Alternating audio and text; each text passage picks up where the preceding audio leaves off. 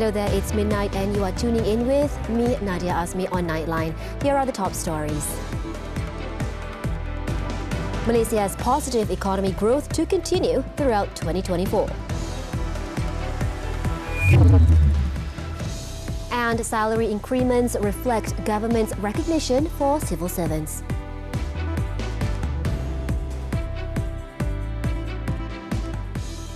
Good morning. Malaysia's economic growth of 5.9% in the second quarter of 2024 is a positive sign. According to Economist, current policies have helped create sustainable GDP growth, and the upward trend is expected to continue throughout the year. So it looks very good, and it looks that for the year as a whole, we should be aiming to see growth between 4 and 4.5%. And it shows actually that the government's policies appear to be working.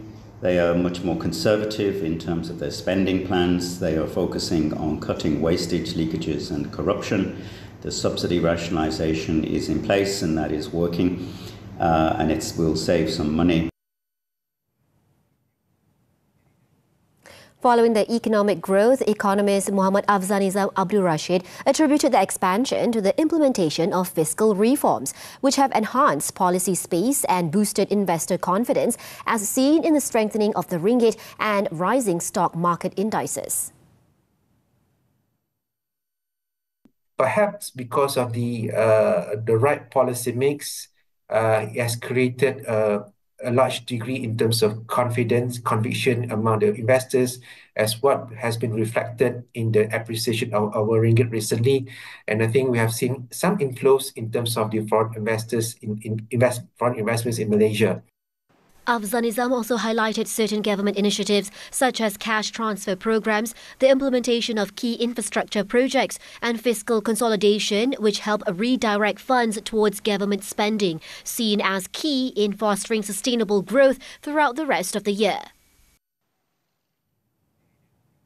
The 5.9% growth was supported by stronger domestic demand and further expansion in exports, beating official estimates. The figure is slightly above the Statistics Department's advanced estimate released earlier this week and is the highest recorded growth since the fourth quarter of 2022.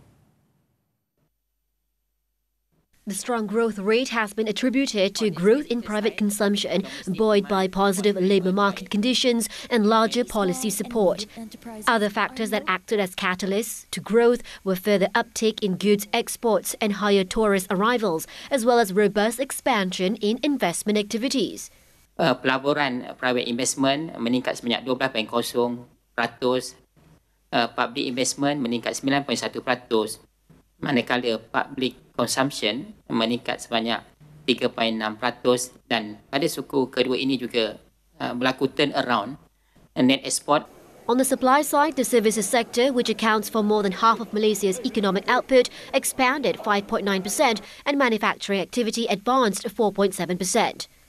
Mining production edged up 2.7%, while the construction sector was 17.3% higher. Meanwhile, the country's headline and core inflation averaged at 1.8%. Growth this year is still firm, and we are comfortable to expect growth that is closer to the upper end of our forecast range of between 4 to 5%. And of course, this is subject to the upside risk and also downside risk.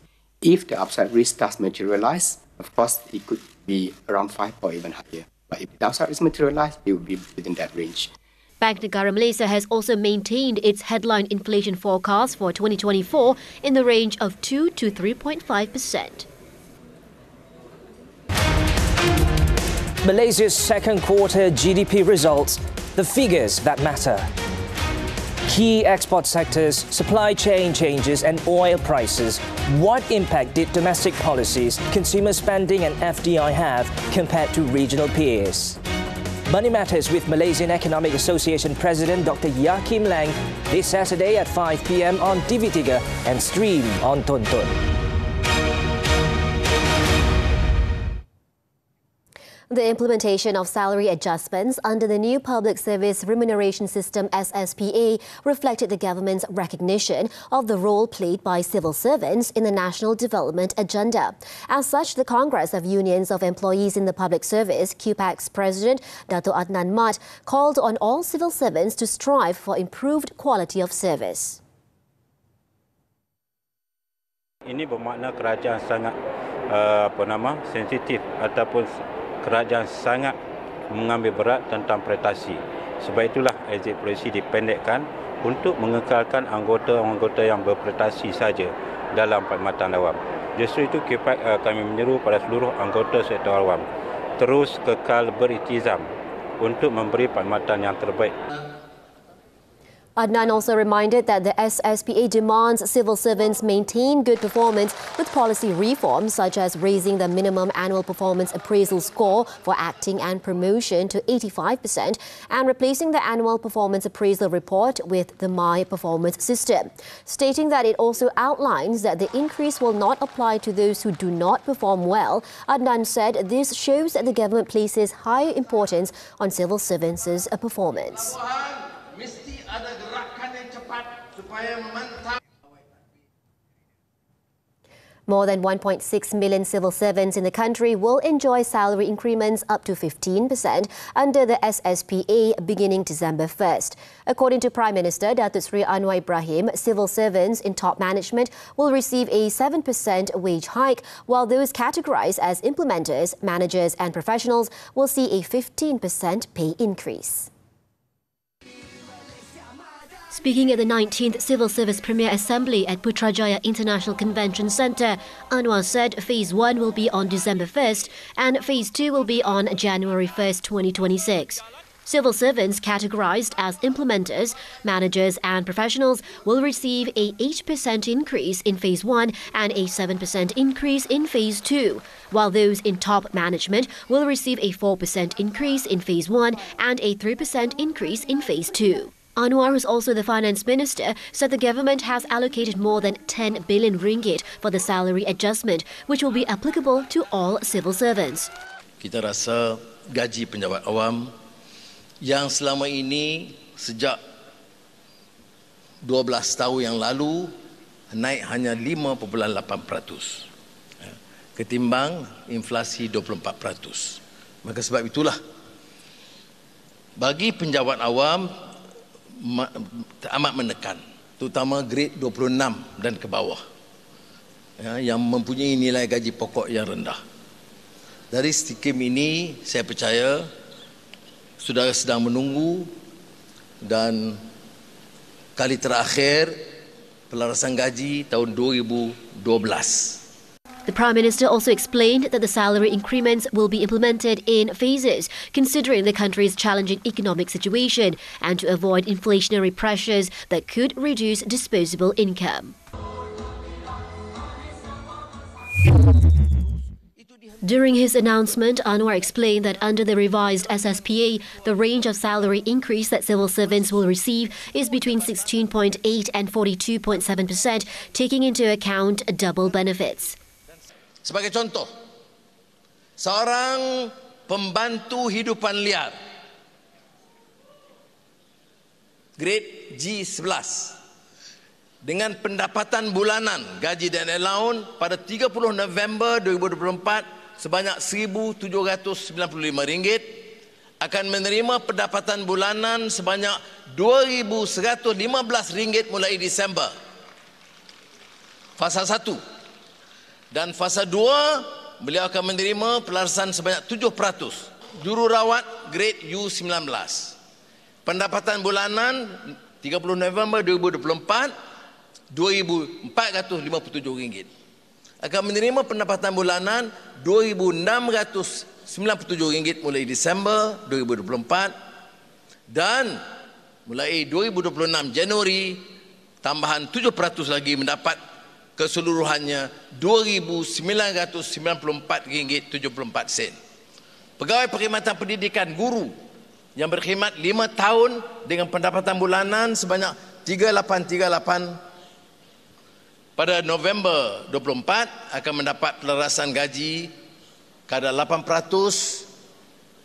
1 Disember meningkat RM4,085.04 dan fasa kedua 7%, maknanya jumlah RM4,559.24. Seorang private askar grade ZA1 pendapatan bulanan 2379 November meningkat 1 Disember 2024 dan pendapatan bulanan meningkat kepada 2619 dan keseluruhannya jumlah pendapatan bulanan setelah fasa 2 2857.63 sen. Yang terakhir contoh konstabel polis grade YA1 sekarang RM2,256 dengan pelarasan 1 Disember 2024 2496 dengan tambahan fasa 2 1 Januari 2026 pendapatan RM2,726. He said the calculation method or formula will be explained in more detail by the Public Service Department in their upcoming engagement sessions.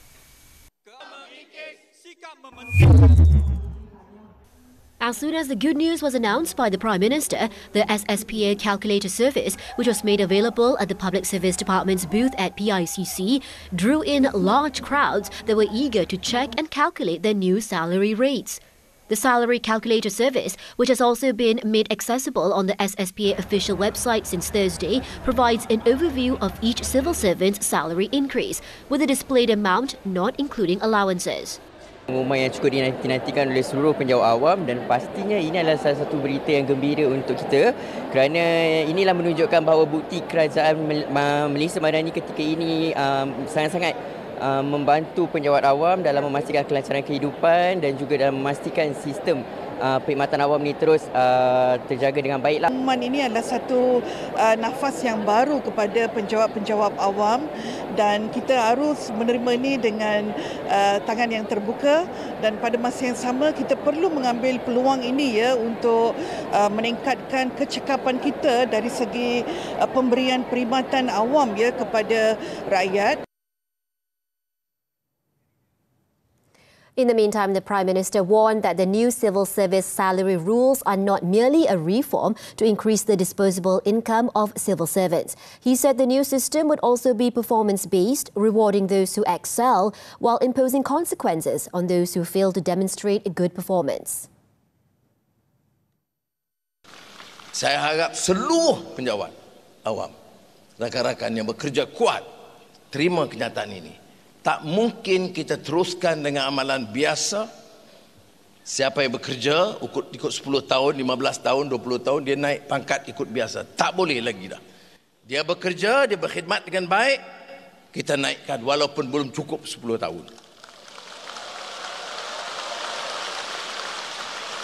Kalau dia lembab dan malas dan cuai, walaupun dia bekerja 20 tahun, peningkatan dia tidak akan dijamin. Anwar also issued a warning that department heads who fail to report misconduct by their subordinates will face disciplinary action and may consequently jeopardize their promotion prospects. The Prime Minister stressed that it is the responsibility of department heads to strengthen the integrity and governance of the Public Service Department.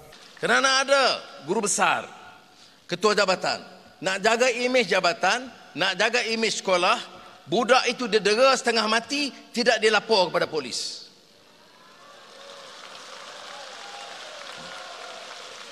Ada ketua jabatan, tahu pegawainya, punya kekayaan yang melebih, tidak dilaporkan.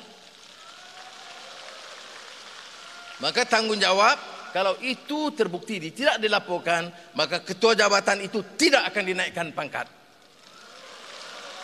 Anwar also urged department heads to continuously implement job rotation to prevent incidents of misconduct among public officials. After making the announcement, Anwar said the salary increment for civil servants announced by the government should serve as a message for the private sector to follow suit so that the workers' financial burden can be alleviated. He added there was no excuse for private companies to continue paying low salaries to employees, especially for companies that record huge profits. Ketiganya saya harap sektor swasta akan meneliti semula supaya tekanan kepada rakyat, golongan pekerja itu dapat dikurangkan dengan ada skim kenaikan gaji yang lebih bersabar, terutama syarikat-syarikat mencatat keuntungan yang besar. Tidak ada sebab mengapa gaji kurang daripada 2,000. Anwar said the salary increase was given not just as a reward and appreciation for the services, but also as a motivation for the workers to improve the performance at work. At the same time, he also warned all quarters not to take advantage of the salary increase in any way, such as by raising the price of goods. The report on the cause of the plane crash near Bandar Elmina Shah Alam last year has exposed that ineffective communication and decision-making processes were evident during critical phases of the flight. The final report, which was released on Friday, highlighted a number of other contributing factors that led to the crash, which killed 10 people, including Pahang Executive Councillor and Pelangai Assemblyman Johari Harun. The report by Air Accident Investigation Bureau AAIB revealed that the primary cause of the plane crash was the inadvertent extension of the lift dump spoilers. The Bureau said the action led to a sudden loss of lift, resulting in a catastrophic loss of control and the subsequent crash, adding that it believed the co-pilot made the fatal error. It added there were insufficient crew training and awareness about the operation of the lift dump system, and the co-pilot's unfamiliarity with the specific risks associated with the lift dump system led to the inadvertent extension of the spoilers. It also said that the flight crew were also sitting in the wrong seats, which would have likely contributed to ineffective crew resource management and communication. The absence of specific briefings or warnings about the lift dump system operation and the decision to deviate from standard seating protocols underscored deficiencies in communication and decision-making. The AAIB also highlighted regulatory grey areas and organizational practices which compromise safety oversight and compliance. On August 17, 2023, the business jet with 8 people on board crashed off the Guthrie Corridor Expressway in Bandar Elmina. Among the 10 people killed were 2 road users. The aircraft, a Beechcraft Premier 1, was flying from Langkawi to Subang Airport. It had been cleared to land at 2:48 p.m. but crashed 2 minutes later.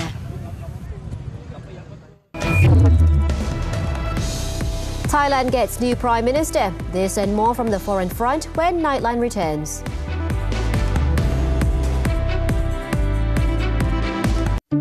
Ahli geologi muda berilmu tinggi mengenal pasti lokasi khazanah di perut bumi. Tukang tradisional, tangan kreatif dan berseni. Gabungan terhasil emas menawan hati. Saksikan Majalah 3 Isnin 9 malam dan stream sekarang melalui Tonton. Dulu, wanita mana je yang tak cair kalau nampak opa dolah depan mata? Abang kau tu handsome dah, macam ayah. Dah masuk alam pekerjaan, lain pula yang jadinya. Kau ingat ada ke eksekutif dekat sini, muka selekeh macam kau ni? Mesti dolah dah handsome. Nama saya Arfan. Abdullah Arfan. Dulu dolah debak. Isnin hingga Jumaat, 7 malam. Terbaru di Akasia TV3 dan stream sekarang melalui Tonton. Kekal cakna, kekal sihat. Hello Doktor merungkai pelbagai persoalan kesihatan anda. Penyakit kronik, pemakanan, kesihatan mental, semuanya demi kesejahteraan anda.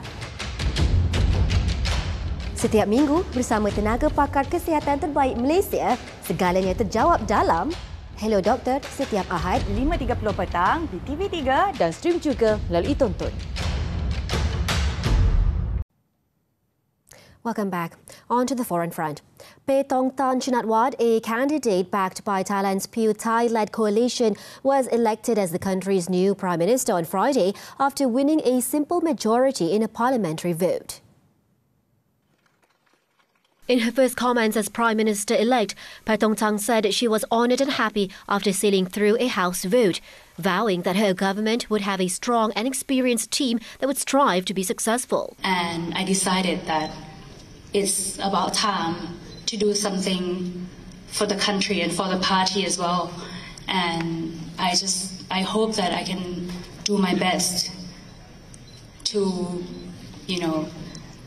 make the country go forward. That's what I try to do. And right now, of course, today I feel very honored and I feel very happy.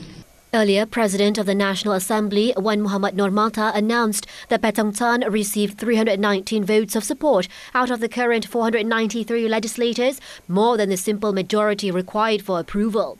Petong Tan was the only candidate nominated to be the new Prime Minister during the parliamentary vote, which came following a court rule dismissal of then Prime Minister Srettha Thavisin in an ethics violation case. The 37-year-old will be pending formal appointment by Thai King Maha Vajiralongkorn to become the second female premier and the youngest one in the Southeast Asian country. The United States, Qatar and Egypt have issued a joint statement on Friday saying the mediators have put forward a bridging proposal that would allow the swift implementation of a ceasefire deal. The three countries in the statement said that negotiations in Doha were serious and constructive. The Friday's statement echoed previous remarks by the mediators rejecting any delays in implementing an agreement to reach a ceasefire and release the captives. It added the path is now set for that outcome, saving lives, bringing relief to the people of Gaza and de-escalation of regional tensions. Typhoon Ampel was moving past eastern Japan on Friday, bringing heavy winds and torrential rain to a wide area. As of 8 p.m. local time, the storm was about 140 kilometers southeast of Choshi in the Chiba prefecture, moving north-northeast at 15 kilometers per hour. Level 4 evacuation orders were issued in the cities of Mobara and Asahi, as well as in the city of Iwaki in Fukushima. Reports also said Tokyo saw minor damage, with a concrete utility pole snapping and a tree falling in Shibuya ward, blocking the roadway. The storm is now set to maintain its strength overnight before curving out to sea later on Saturday.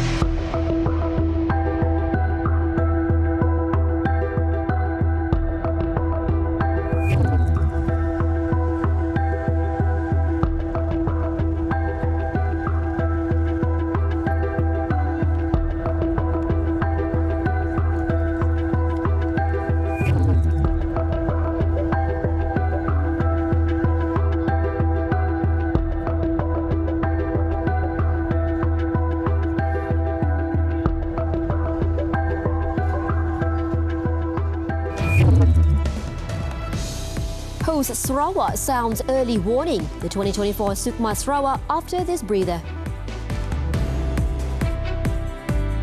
Sampai bila awak tak nak kenal mak tiri dengan adik-beradik awak? Adik-beradik tiri. Awak tak boleh buat saya macam ni. You tu sepatut malu jumpa Duri. Macam pengemis. Ma! Kami dah bincang dah. Nak buat kenduri pertunangan kamu berdua nanti. Tolong! Boleh tak kita semua bincang elok-elok? No! Kali ni, pengantin pasti jadi. Pengantin Pasti Jadi. Khamis hingga Sabtu 9 malam di Lestari TV3 dan stream sekarang melalui Tonton. Pengalaman membina keyakinan diri sekaligus mencetus inspirasi. Bergantung pada kita lah. Kalau kita pada rasa happy akan kerja-kerja ni, maka benda tu akan jadi mudah. Kerang kita makin lama makin pupus. Kerang plus batang memang special. Dia punya rasa manis. Sebenarnya warna ni adalah earth tone colour. Sangat sesuai digunakan untuk konsep Inggeris moden. Saya seorang multitasker, keep going, percaya pada mimpi. Hai, nak tahu perkembangan saya, Syahzabe? Jangan lupa untuk saksikan Nona hanya di TV3. Diving deep into the business world. With expert insights and in-depth analysis. The latest trends and developments shaping the country, region and the globe. Key insights into finance. On Money Matters. Every Saturday at 5 p.m. on TV3 and stream on Tonton.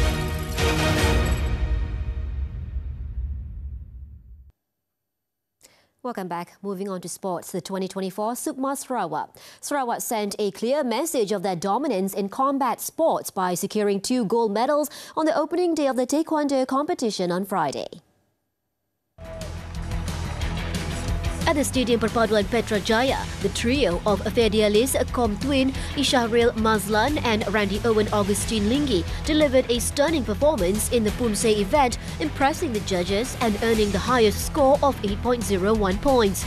The Federal Territories team, comprising Chi Bo Kin, Dixon Loh and Tan Vi Liam, had to settle for second place with a score of 7.65, while Perak's Chung Jian Qian, Cho Ming Feng and Ricky Chong took bronze with 7.35. The host state's women's team also contributed a gold medal through the trio of Farah Nabila Madarus, Siti Yusria Zailani and Williamian Lai Lin, scoring 7.70. The Johor team, consisting of Ling Lao Yu, Lim Shinji and Yong Si Ting, won silver with 7.54, followed by the Pulau Pinang team of Yao Mei Shin, Loh Wai Yi and Su Wei Shan, who bagged bronze with 7.29. In the road cycling event, Khairunisa Aliyah Saiful Nizam bagged the first gold medal for Johor after winning the women's mass start race on Friday.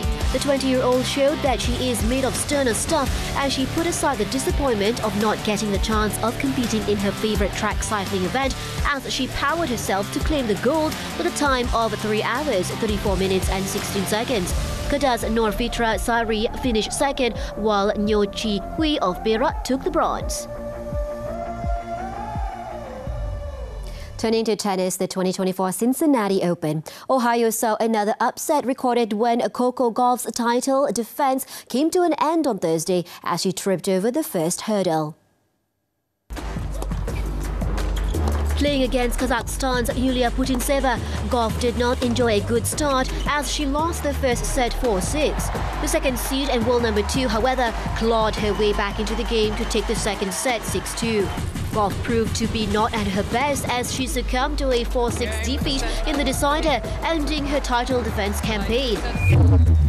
Joining Putintseva was Aryna Sabalenka. The Belarusian third seed defeated Italy's Elizabeth Cocciaretta 6-3, 6-4, an encouraging performance for Sabalenka after missing Wimbledon and the Paris Olympics with a shoulder injury. 127 Palestinians arrived safely in Malaysia. The details when we come back. Kepribadian dan ketampanannya mampu memikat banyak hati. Sebenarnya saya ada hadiah untuk Ustaz kalau Ustaz sudah terimalah. Jazakillah khair. Tapi di mata kasih, Said Jazlan bukan lelaki pujaannya. Acah alim, acah suci. Macam tak beradab pun rasa. Kalau nak tanya, fikirlah dulu. Lelaki Melayu terakhir. TV3 dan stream sekarang melalui Tonton.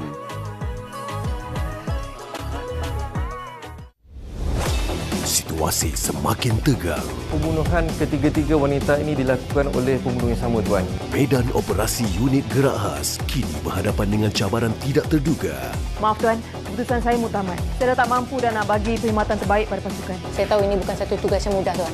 Gerak khas The Finale setiap Ahad 11.30 pagi di TV3 dan stream sekarang melalui Tonton.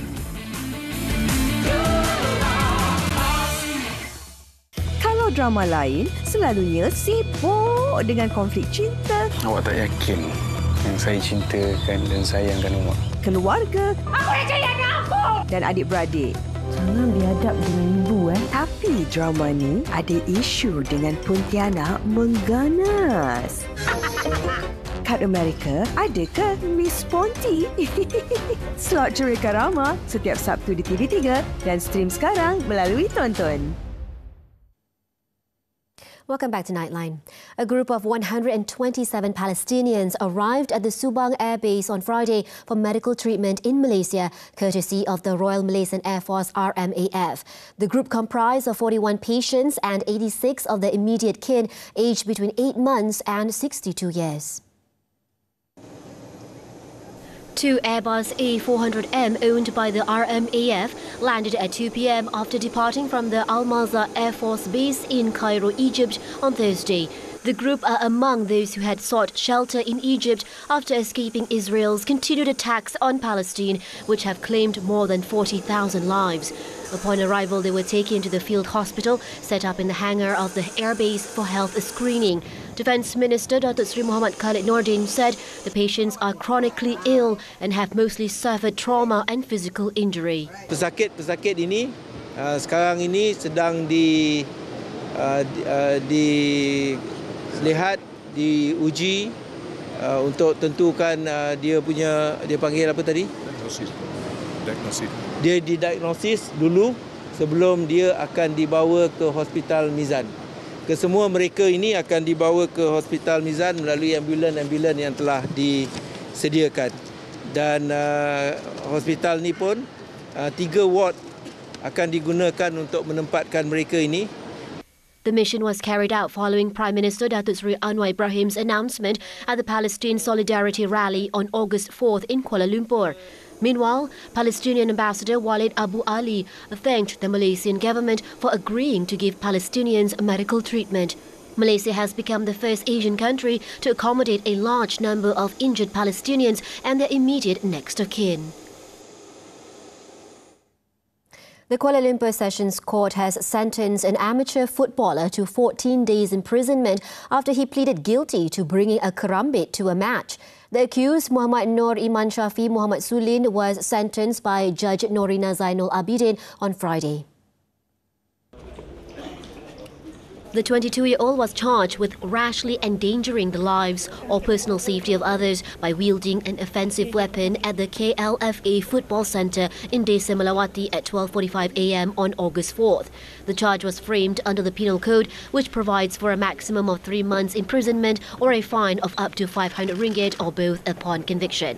In a separate case, the accused pleaded not guilty to a charge of committing mischief by fire at an entertainment centre located on Jalan Yap Kwan Seng at 2:17 a.m. on May 9th. He was charged under the Penal Code, which carries a maximum 14 years jail term and fine upon conviction.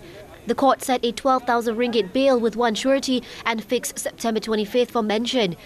On August 5th, police detained the accused and his girlfriend after a viral video showed the man wielding a karambit during a football match. The accused was jointly charged with 4 others for throwing 4 petrol bombs at the entertainment centre in May.